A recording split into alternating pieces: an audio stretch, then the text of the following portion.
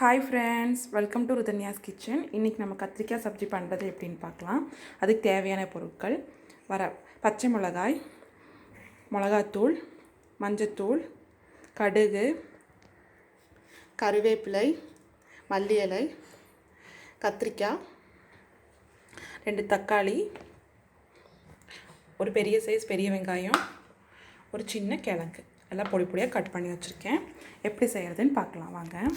First கடாய் வச்சுக்கோங்க. அதில் தேவையான எண்ணெய் ஊற்றிக்கிங்க.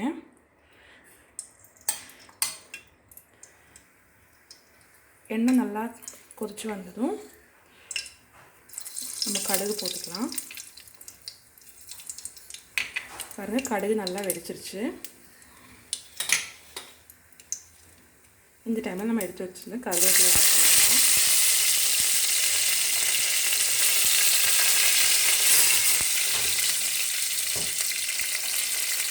அதுக்கப்புறம் 2 பச்சை மிளகாய் ஆட் பண்ணிக்கலாம்.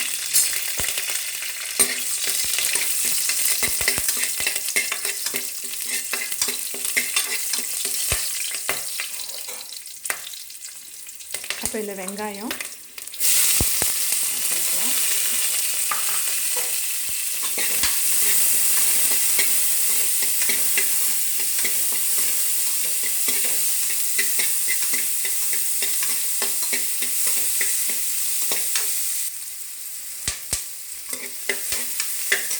இப்போ நம்ம இந்த மஞ்சள்தூள் ஆட் பண்ணிக்கலாம்.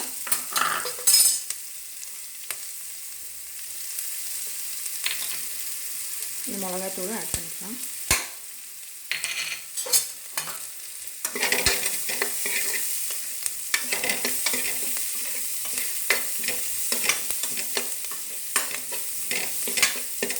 இந்த வெங்காயம் நல்லா வணங்கி வந்துட்டு இந்த டைமில் இந்த கட் பண்ணி வச்சுட்டு தக்காளி ஆட் பண்ணிக்கலாம்.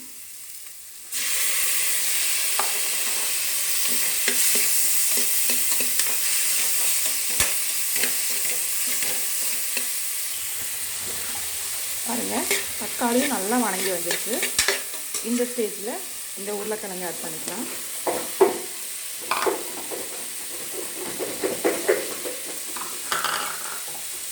அடுத்ததான் இந்த கத்திரிக்காயையும் ஆட் பண்ணிக்கலாம்.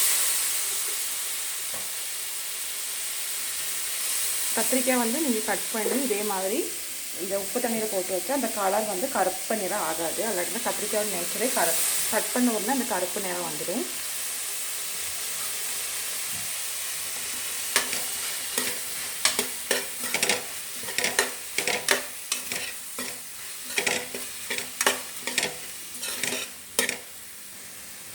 பாருங்கள், இந்த ஸ்டேஜில் நம்ம உப்பு ஆட் பண்ணிக்கலாம். தேவையான அளவு உப்பு,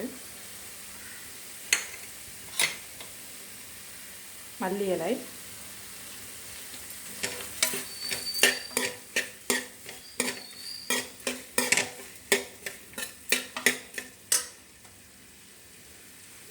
தேவையான அளவு தண்ணி ஊற்றிக்கலாம்.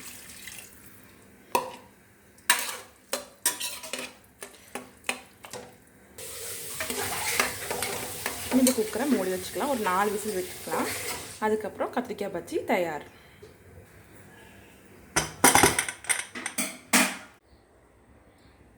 பாருங்கள் ஃப்ரெண்ட்ஸ், விசில் நல்லா அடங்கிடுச்சு. இதை நம்ம ஓப்பன் பண்ணிக்கலாம். இது பாருங்கள், இது இப்போ நல்லா ஒரு பருப்பு மசாலா நம்ம நல்லா கடைஞ்சி விட்டுக்கலாம். இது நல்லா கடைஞ்சி விட்டுக்கலாம். பாருங்கள், நல்லா கடைஞ்சிட்டோம். நல்லா ஃபைனாக கடைஞ்சிட்டோங்க. இப்போ ஒரு சர்விங் பவுல்லைக்கு மாற்றலாம். இவ்வளோதாங்க ஃப்ரெண்ட்ஸ், சுவையான கத்திரிக்காய் சப்ஜி ரெடி ஆயிடுச்சு. இப்போ நம்ம இது தோசையோ இட்லியோ எதுக்காக சட்னியாக யூஸ் பண்ணிக்கலாம்.